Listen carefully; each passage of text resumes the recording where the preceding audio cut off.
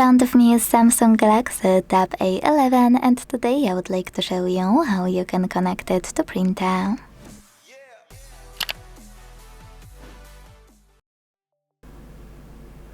First of all, go into Settings and tap on Connections right away.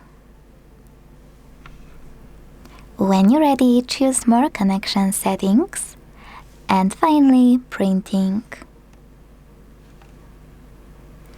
Now you can either tap on the Footprint service to use it right away, or choose Download plugin and download the best one for your printer.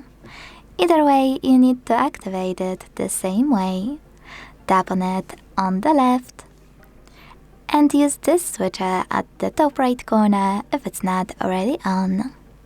Your device is now looking for a printer, and when it finds one, it will connect to it.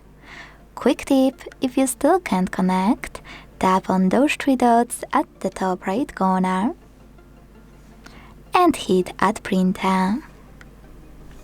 Most people forget that you can tap on Add Printer by IP address, import it here and connect manually by selecting Add.